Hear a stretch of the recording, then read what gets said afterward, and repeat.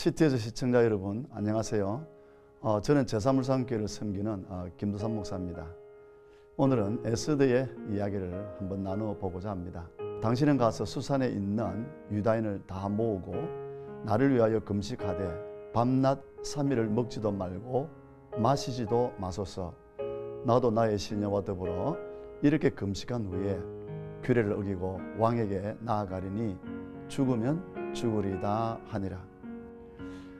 최근 에스더를 묵상하면서 이 책에 하나님이라는 단어가 한 번도 나오지 않는다는 것을 알게 되었습니다. 평소에 하나님이라는 단어가 있을 거라고 생각을 했는데 의외의 일이었지요. 그렇지만 책 전체가 하나님 행하신 구원 역사를 그려내면서 이제 온통 하나님을 말하고 있음을 또한 알게 되었습니다. 사실 이 에스더서는요, 페르시아에 흩어져 살고 있었던 디아스포라 유다인들을 구원해내는 이 하나님의 역사를 말하는 책입니다. 이제 이런 하나님의 구원 역사는 당시 세계를 제패했던 페르시아 왕의 총애를 받았던 하만과 또 성문을 지켰던 베냐민 후손 이 모르드게와의 갈등에서 비롯되었습니다. 이 상당한 권력을 가졌던 하만은 사람들을 자신에게 엎드려 절하게 했습니다. 그럴 때 모르드게는 그 앞에 엎드려 절하지 않았습니다. 성경은 그 같은 이유를 말하고 있지 않지만 아마도 민족의 자존심이 걸려있는 그런 문제라고 모르드게는 생각을 했던 것 같습니다. 이렇게 유추하는 이유는 하만은 아말렉 족속인 아각 왕의 후손입니다.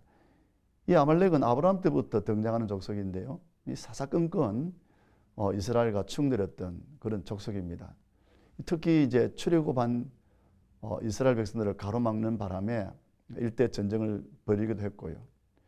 그리고 후에 사울 왕 때입니다. 아각 왕이 등장하는데 이때 하나님은 이 아말렉이 진멸되기를 원하셨습니다. 그런 하나님의 명령을 불순종한 사울은 이제 끝내 진멸하지 못하였고요. 훗날 페르시아 제국 가운데서 이 함만이라는 자가 득세하여서 이제 모든 이들을 굴복시키려고 했던 것입니다. 여기에는요, 당연히 디아스포라 유다인인 이스라엘 백성들도 포함되어 있었습니다. 그러니 모르드게가 무릎을 꿇지 않았던 것 아닐까요? 어쨌든 이 하만은 분노하였고요, 이 모르드게를 비롯한 유다인 전부를 살해하려고 하였습니다. 이제 그럴 때 등장했던 인물이 바로 이 에스더입니다. 죽으면 죽으리다 라는 아주 유명한 말을 남겼죠.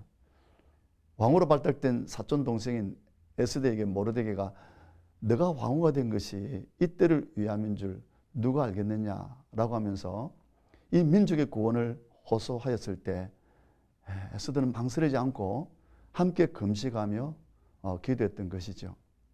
그 결과 반전의 역사가 일어나서 유다인들은 모두가 구원을 받게 되었고 하만을 비롯한 그 모든 집의 족속들은 진멸당하게 되었던 것입니다. 이는 하나님을 간절히 의지했던 유다인들에게 베푼 하나님의 구원의 역사였습니다. 사울왕이 이루지 못한 일을 힘없는 디아스포라 유대인들이 해내었던 것이죠. 그러고 보면 군대를 가졌다고 또 힘이 있다고 되는 것도 아님을 알게 됩니다.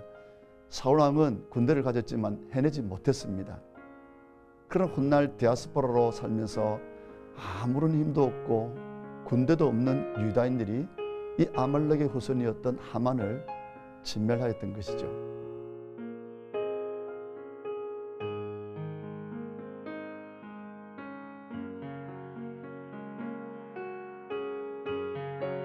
여러분, 하나님의 역사는 비록 힘이 없어도 하나님을 믿고 의지하면 하나님의 역사는 일어나는 것입니다.